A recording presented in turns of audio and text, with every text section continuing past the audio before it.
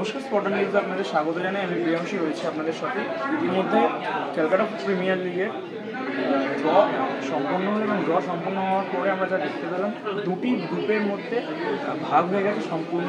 26টি দল রয়েছে, 26টি দলের মধ্যে 13টি করে দল এক একটি গ্রুপের মধ্যে পড়েছে এবং যে গ্রুপ এ এবং গ্রুপ বি এই দুই বিভাগে ভাগ করা হয়েছে টোটাল 26টি দলকে। এবং গ্রুপ এর দিকে যদি আমরা নজর রাখি, অনেকটা কঠিন এই গ্রুপটিকে দেখা যাচ্ছে, কারণ এই গ্রুপের মধ্যে ময়দানের 3 প্রধানের মধ্যে 2 প্রধান একই সঙ্গে পরিবেশন, যার মানে আপনারা বুঝতেই পারছেন ইস্টবেঙ্গল এবং মোহনবাগান একই গ্রুপ, মানে অর্থাৎ প্রথম গ্রুপ যেটি গ্রুপ এ, ওই গ্রুপ এর মধ্যে দেখা যাবে।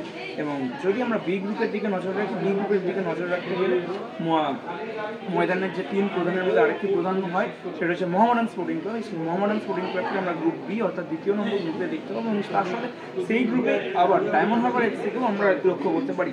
এছাড়াও গ্রুপ এর মধ্যে কালীঘাট এমএস এবং ক্যালকাটা কাস্টম মতন আরও টিমগুলিকে দেখতে পাবো।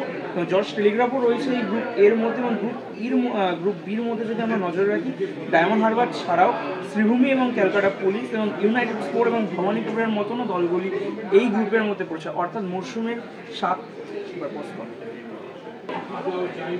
এবং সিএফএল এর 7ম রাউন্ডে গিয়ে ক্যালকাটা ফুটবল প্রেমীদের কাছে একটা বিরাট সময়।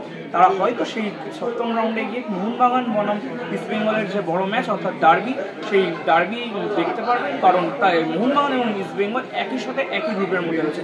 নমস্কার, এই ছিল আজকের আপডেট স্পটার নিউজ।